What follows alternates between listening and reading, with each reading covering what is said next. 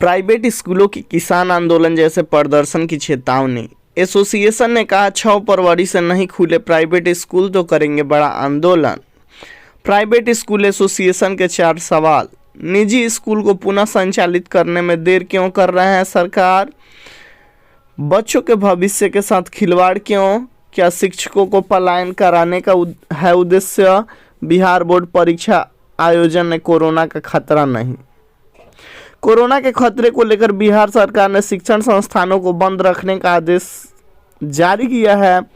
सरकार का आदेश से 5 फरवरी तक के लिए प्रभावित होंगे। सरकार का नया आदेश क्राइसिस मैनेजमेंट की बैठक के बाद आएगा, लेकिन अब स्कूल खोलने को लेकर आंदोलन की तैयारी चल रही है। प्राइवेट स्कूल एसोसिएशन ने तो 6 फरवरी से स्कूल नहीं खोले जाने पर आंदोलन की चेतावनी दे दी है। बिहार के सभी जिलों में आंदोलन को लेकर रणनीतियां बनाई जा रही है। किसान आंदोलन की तरह बिहार में शिक्षक आंदोलन की रणनीति पर विचार कर रहे हैं। लालू की बढ़ सकती है मुश्किलें। 15 फरवरी को आएगा चारा घोटाला के सबसे बड़े मामले का फैसला। लालू समेत 102 आरोपियों को हाजिर होने के आदेश। आरजेडी सुप्रीमो लालू प्रसाद यादव की मुश्किलें बढ़ सकती हैं। चारा घोटाला के सबसे बड़े मामले RC 47A/96 में 15 फरवरी को फैसला आएगा। शनिवार को CBI के विशेष न्यायाधीश AK शशि की अदालत में मामले के अंतिम आरोपी की ओर से बाहर और बहस पूरी होने के बाद फैसले का तारीख निर्धारित की गई है। अंडर 19 वर्ल्ड कप में भारत vs बांग्लादेश। भारत 10वीं बार सेमीफाइनल में अब 2 फरवरी को ऑस्ट्रेलिया से होगा मुकाबला। भारत ने बांग्लादेश को 5 विकेट से हराकर अंडर 19 वर्ल्ड कप के सेमीफाइनल में जगह बना ली है। भारतीय टीम 10वीं बार इस टूर्नामेंट में अंतिम 4 में पहुंची है। अब 2 फरवरी को सेमीफाइनल में भारत का सामना ऑस्ट्रेलिया से होगा। यह मुकाबला एंटिया के इसी कूलिज क्रिकेट ग्राउंड पर खेला जाएगा। ऑस्ट्रेलिया ने क्वार्टर फाइनल में पाकिस्तान को हराया था। 1 फरवरी के पहले सेमीफाइनल में इंग्लैंड का सामना अफगानिस्तान से होगा। MLC चुनाव में NDA से मांझी और सानी साफ। बीजेपी को 12 और JDU को 11 सीट। पारस को बीजेपी ने दी वैशाली से सीट। बिहार विधान परिषद चुनाव को लेकर NDA में चल रही खींचाताना आज खत्म हो गई। प्रेस कॉन्फ्रेंस पर NDA की ओर से सीटों का ऐलान किया गया है। इसमें बीजेपी को 12 सीट और JDU को 11 सीट, राष्ट्रीय लोक जनशक्ति पार्टी को 1 सीट दी गई है। वहीं इस संबंध में शनिवार सुबह 11 बजे बीजेपी नेता भूपेंद्र यादव और डिप्टी CM तारकिशोर प्रसाद मुख्यमंत्री नीतीश कुमार के निवास पर पहुंचे थे। उन्होंने 1 घंटे तक साथ में मीटिंग की और साथ में बैठक खत्म हुई। रूस से युद्ध की आशंकाओं के बीच यूक्रेन ने भारत के 18,000 स्टूडेंट फंसे हैं। भारतीय दूतावास ने मांगी डिटेल्स। रूस से युद्ध की आशंकाओं के बीच यूक्रेन ने भारत को 18,000 स्टूडेंट फंसे हुए हैं। ये यहाँ विभिन्न यूनिवर्सिटियों में मेडिकल और इंजीनियरिंग की पढ़ाई कर रहे हैं। यूक्रेन बॉर्डर पर मॉस्को में सैनिक बड़ी तादाद में तैनात हैं। TOI के खबर के मुताबिक इन स्टूडेंट ने यूक्रेन की राजधानी कीव स्थित भारतीय दूतावास में अपना रजिस्ट्रेशन करवाया है। दूतावास ने स्टूडेंट के नाम, उम्र, पासपोर्ट नंबर, यूक्रेन में जहां रहते हैं उस जगह का पता, भारत अपने घर की डिटेल्स देने के लिए कहा था। अब ANM और आशा को बिहार सरकार देगी इंसेंटिव। प्राइवेट सेक्टर की तरह मिलेगा परफॉर्मेंस बेस्ड इंसेंटिव। कोरोना में बेहतर काम करने वालों को होगा चयन। बिहार सरकार प्राइवेट सेक्टर की तरह अब ANM और आशा के टीम को भी बेस्ट इंसेंटिव देने का प्लान कर रही है। कोरोना काल में बेहतर काम करने वालों को यह राशि दी जाएगी। स्वास्थ्य विभाग ने इस संबंध में आदेश जारी कर दिया है। रेलवे में हो रही हिंदुत्व के एजेंटों की बहाली। AIMIM विधायक अख्तरुल इमाम का फिर विवादित बयान। बीजेपी बोली राजनीतिक रोटी सेक रहे हैं। रेलवे बहाली में NTPC और ग्रुप D के जो स्कैम हुआ है उसमें पूर्णिया के अमनौर के AIMIM के विधायक अख्तरुल इमाम के एक बयान से फिर विवाद हो गया। अख्तरुल इमाम ने आरआरबी एनटीपीसी कैंडिडेट्स के आंदोलन को समर्थन देते हुए कहा है कि केंद्र सरकार रेलवे भर्ती के नाम पर हिंदुत्व के एजेंटों की बहाली कर रही है। एआईएमआईएम के विधायक के इस बयान पर सीमांचल इलाके की राजनीति में फिर से तूफान आ गया है। बताते चले आपको, एनटीपीसी और ग्रुप डी के स्कैम के बाद छात्रों ने बड़ा आंदोलन किया था, जिसको लेकर एआईएमआईएम के विधायक अख्तरुल इमाम ने बहुत बड़ा बयान दिया है कि भारत सरकार रेलवे में हिंदुत्व के एजेंटों की बहाली करना चाहती है। शराबियों को पकड़वाएंगे शिक्षक। शिक्षा विभाग के मुख्य अपर सचिव ने कहा, शिक्षकों को बस सूचना देनी है, पकड़ना नहीं है। शिक्षा विभाग के शराबियों को पकड़ने वाले पत्र पर राजद, कांग्रेस, माले सहित कई विपक्षी पार्टियों ने विरोध किया है। ऐसे में अब शिक्षा विभाग के मुख्य अपर सचिव संजय कुमार ने इस पत्र का विरोध किया है। दैनिक भास्कर के रिपोर्ट पर प्रियवंदन ने संजय कुमार से खास बातचीत की, जहां उन्होंने कहा और जवाब भी दिया कि किसी भी शिक्षक को डरने की जरूरत नहीं है।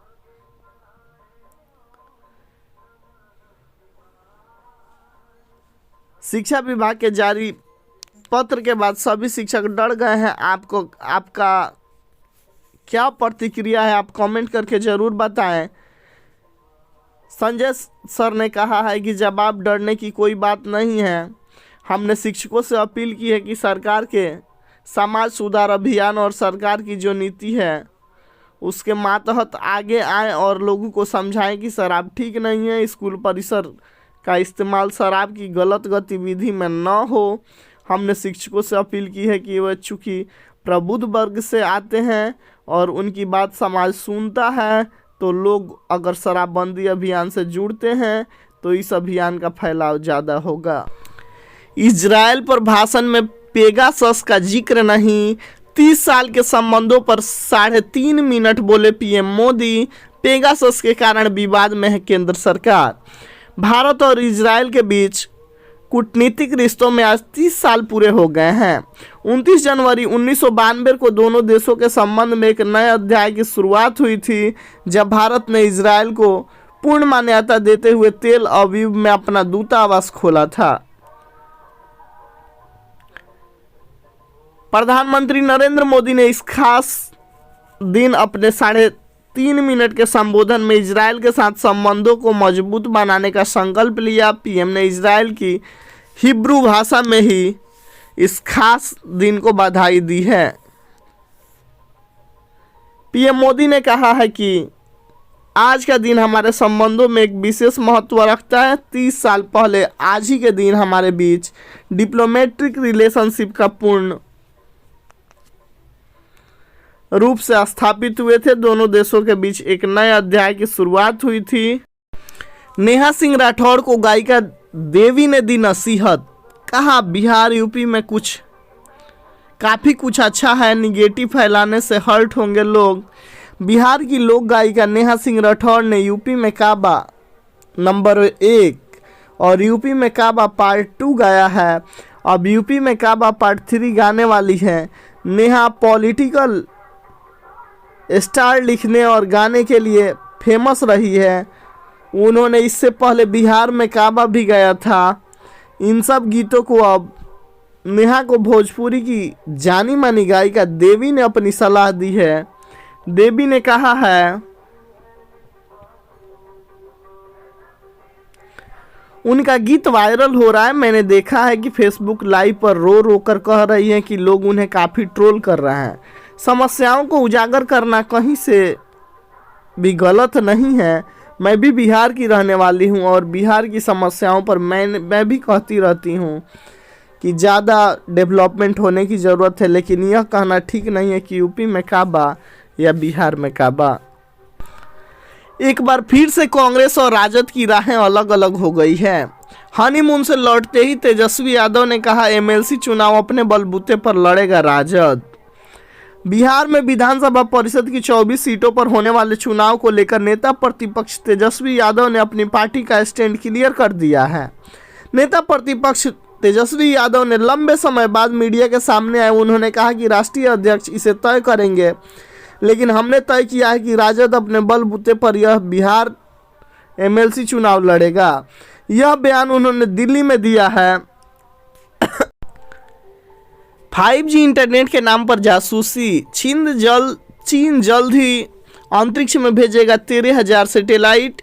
इससे भारत अमेरिका को हो सकता है खतरा। चीन एक ऐसे मिशन को अंजाम देने की तैयारी कर रहा है जिससे भारत समेत पूरी दुनिया पर जासूसी कर सकता है। अपने इस मेगा कॉन्सटेलेशन मिशन में वह अंतरिक्ष में लगभग 13,000 सैटेलाइट लॉन्च करेगा, जो पूरी पृथ्वी को लोअर ऑर्बिट का चक्कर लगाते रहेंगे। एक मेगा कॉन्सटेलेशन में हजारों सैटेलाइट का एक नेटवर्क होता है जो इंटरनेट सेवाएं देने के लिए पृथ्वी की लंबाई और चौड़ाई को कवर करता है। फिलहाल बता दें कि चीन बहुत बड़ा 5G नेटवर्क खड़ा करने के लिए 13,000 सैटेलाइट लॉन्च करने वाला है। जासूसी सॉफ्टवेयर पेगासस पर NYT का बहुत बड़ा खुलासा हुआ है। भारत सरकार ने 2017 में इजराइल से खरीदा था स्पाईवेयर। $2 बिलियन की डिफेंस डील का हिस्सा था। FBI ने घरेलू निगरानी के लिए सालों पेगासस की टेस्टिंग की। सऊदी अरब ने शाही परिवार के आलोचक जमाल खशोगी के खिलाफ किया था। बिहार में कोरोना लाइव। कोरोना में 1% नीचे आई कोरोना की संक्रमण दर। 24 घंटे में 1302 नए मामले। बिहार में कोरोना की संक्रमण दर 1% से नीचे आ गई है। 24 घंटे में 1,53,310 लोगों की जांच कराई गई, जिसमें 1302 नए मामले आए हैं। संक्रमण की दर अब 0.85% हो गई है। पटना में 24 घंटे में 4,203 लोगों की जांच हुई, जिसमें 288 लोग नए संक्रमित मिले। पटना में संक्रमण की दर अब 5.42% हो गई है। बिहार अब नए संक्रमण के मामले में देश में 23वें नंबर पर है। पटना के बाद पूर्णिया में सबसे अधिक 138 मामले आए हैं। कार में चल रही थी यूनिवर्सिटी। पैसा देते ही हाथों हाथ ग्रेजुएशन से MCA तक का सर्टिफिकेट मिलता था। बिहार के 3 युवक हुए गिरफ्तार। राजस्थान के अलवर में पुलिस ने ऐसे 3 युवकों को पकड़ा है जो कार में ही यूनिवर्सिटी चलाते थे। पैसा देते ही ये हाथों हाथ ग्रेजुएशन से लेकर MCA, BA, DLED, polytechnic, library का डिग्री, डिप्लोमा देते थे। अलवर NEB पुलिस ने शनिवार को सुधीर कुमार यादव निवासी शाहजादपुर, सुजीत कुमार निवासी पूर्णिया, सचिन कुमार निवासी कृष्णा कॉलोनी बिहार को गिरफ्तार किया है। युवकों ने अब तक कितनी डिग्रियां दी है यह बहुत स्पष्ट हो चुका है। बताते चलें आपको, ये लोग फर्जी तरीके से यूनिवर्सिटियों से टाई अप करके डिग्रियां लोगों को देते थे और बहुत बड़ी मात्रा में गलत तरीके से पैसे कमाते थे।